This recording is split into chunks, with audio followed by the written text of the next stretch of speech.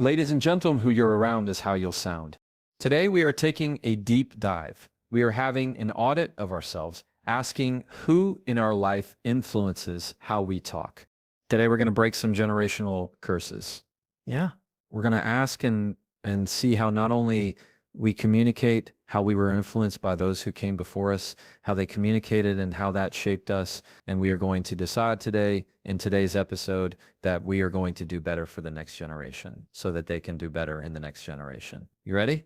Welcome to the Jefferson Fisher podcast. I'm on a mission to make your next conversation the one that changes everything. If you enjoy podcasts like this and enjoy this kind of content, I'm going to ask you to please subscribe and follow this podcast. If you have any topic suggestions, just throw them in the comments. I'll be sure to give them a look. My book, The Next Conversation, is 5 times New York Times best-selling book. It's incredible. I've been so excited about it. The book tour is finally done. You can get yours wherever you like to get books. I'll have the link there in the show notes, as well as my membership if you're looking to continue to learn tools, to practice, to train. I'm going to encourage you to join the membership. I have 2 live Q&As and hot seats in there, as well as master classes to continue your learning and training as a lifelong learner. Today's episode is sponsored by Cozy Earth.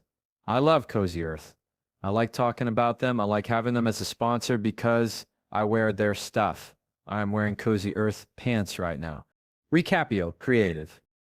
AI YouTube Summarizer. Summarize or chat with AI. Read insights in seconds. Save hours. Translate to any language. Try for free.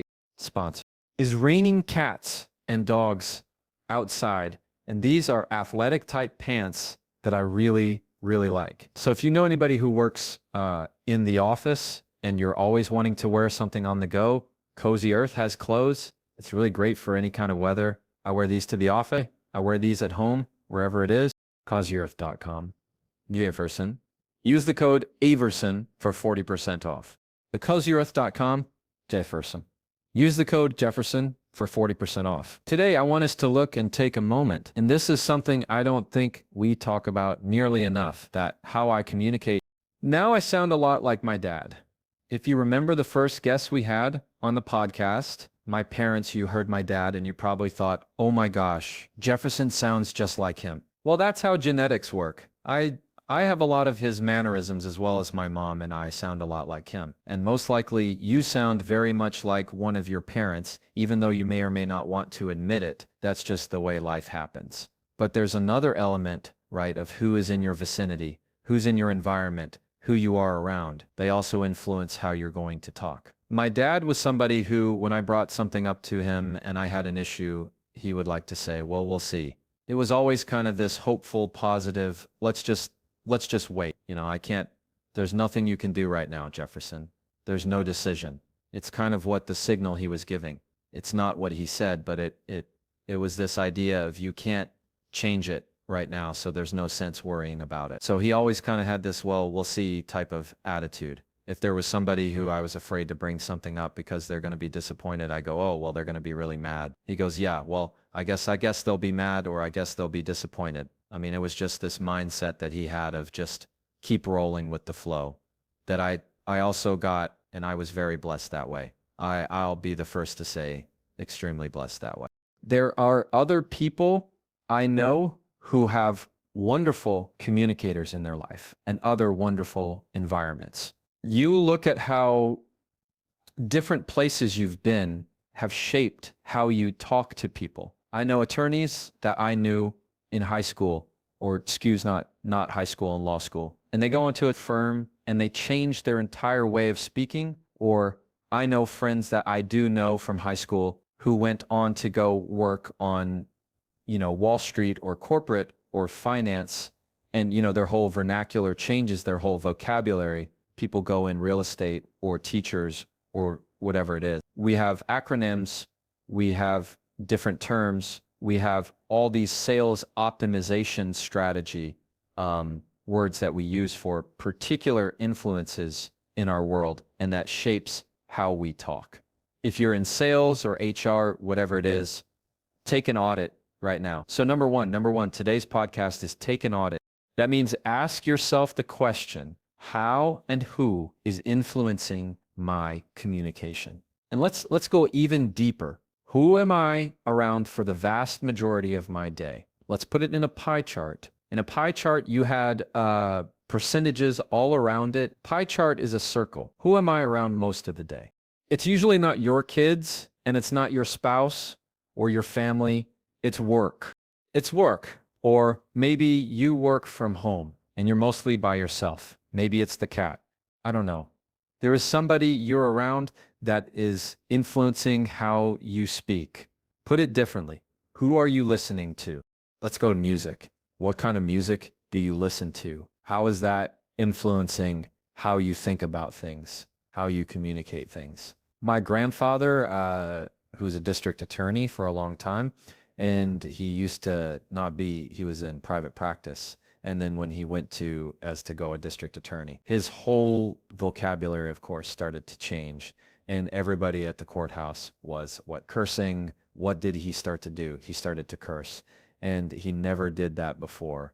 And as soon as he left that area, he never did again. That's the way it happens. I know friends that have terrible ways of communicating because that's how they're doing it at work. They have ways that it's just weighing on them in some sense because there's that peer pressure or this maybe the sense to fit in. This is my point in this part of the episode, is just to take a nod of who are you around? Who are you around? Cool. 2, I want you to write the names of people. You don't have to write them if you're driving or anything. You're working out on a walk. Just think in your mind. People are going to come up in your mind. Who are the people who have positive influences on you in the way they communicate? Names are going to immediately come to mind. These are people that put a smile on your face when you think about them. Who are the people in that sphere who have positive examples of how they communicate? Maybe it's they make you feel happy. Maybe they speak kindness. The reason I use positive is because this is what this podcast is. It is a way to build positivity into your life, the good kind of healthy positivity. And right now, we're taking a healthy look at what could be some bad factors in your life. Maybe you're having a hard time thinking of somebody. Maybe you're around what they call the negative knees, the people who always see things as half glass empty, the people that are always doubting you, the people that are always putting you down, and therefore you're starting to think, well, I'm really not that cool. I'm not that great. No, don't worry, and you're starting to put yourself less and less and less. Find that person who you want to emulate. Of course, there's going to be people in your life that you just tolerate in your circle. You know, they're part of the friend group, but they're not really your friend. They're somebody else's friend. Or maybe you just plate them.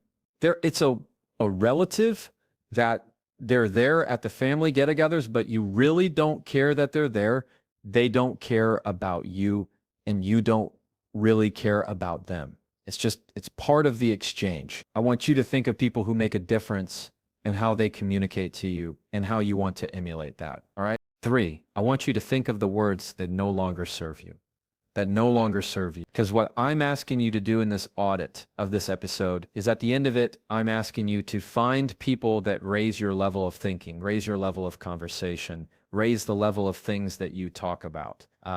There's somebody who's one of my oldest law school friends. She always had this little sign on her laptop, like on the bumper sticker, and it says something along the lines of, I get high on intellectual conversations or intelligent conversations. And I always really like that because it's me saying I like to meet people, make connection, friendships with people that raise my level, raise my standard of what not only I think about myself, but what I communicate, what I talk about. If I talk about small things, I will think small things. If I'm around friends that talk about big things, I will talk about big things. If you're around somebody who's always gossiping, always nagging, you know what you're going to do. You're going to get negative and start nagging and get negative. But if you're around people who are always thinking positive, they're always thinking positive momentum, things they want to build, things that they're about growth, people about growth, they invest in you and you invest in them and you all grow together. So this is a time that I want you to, maybe you haven't taken that time yet. So maybe this is the first time you're actually thinking about this.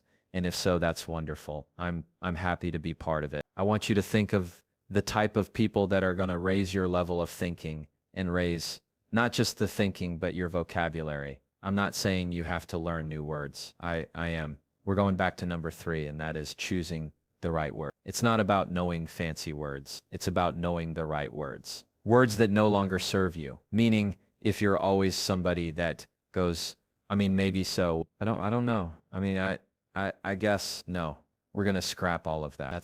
That's not building positive momentum in your life. You're using phrases like, I'm looking forward to, what I'm excited about, what I care about, what I need, things that are moving forward in your life. Can you hear the difference? Whenever you start thinking of phrases like, I'm confident, that instead of I believe so, I guess so, I'm confident, that all of a sudden you've built in confidence to it. These phrases that give authority to you, whether it's like words like direction. Direction is a great one. I don't like the direction of this conversation. No, I'd rather take this in a different direction. You are the captain of the ship when you do that. Start finding phrases that lead you to the captain of the ship more often. If that's what you want to do, you can use any. You can Google what are words and phrases I can put in my life that change my sentences to be more positive, more uplifting, less half glass empty, and more half glass full in my life. And you're going to find words like you're going to find words like confidence, words like experience, words that build you up as part of that growth. And I want you to consider looking for other people in your world, in your sphere, that you can just prune your tree, instead of the people that bring the negative in your life. And start, I was going to say fertilize, but Lord, let's not do that. I barely just got this thing replanted, this fiddle leaf fig. Yeah, and do you want to find people that are going to add water? I'm all right. I'm removing the plant metaphor right now because I'm not there yet. You want to find people that are going to pour into you, that are going to help you grow. Just going to help you grow like a tree, okay? Rule number 1, I want you to take an audit of yourself, of who has influenced how I speak. Is it my parents? Is it the people I'm around? Is it where I work? 2, I want you to find the people and focus on the people that speak positive language around you. Be more like that and find out why they speak that way. What is it about them that speak that way? I'm not saying that you have to mimic them. I'm not saying be exactly like them. That's not my point. It is that you want to remove the things that do not serve you and do not uplift you, and things that are weighing you down, and add more of the things that lift you up. All right. 3, find words that serve you better, that push you towards personal growth. Because what you want to do is find people that raise your standard, raise your level of thinking, not raise your vocabulary, and not just using fancy words or using, very intelligent words. No, you just need to use the right words, and those are words that are going to bring light into your world and light into the world of somebody else. Because after all, isn't that what we're all about? That's what I'm about. All right, be good. If you have any questions, just put them in the comments. And as always, you can try that and follow me.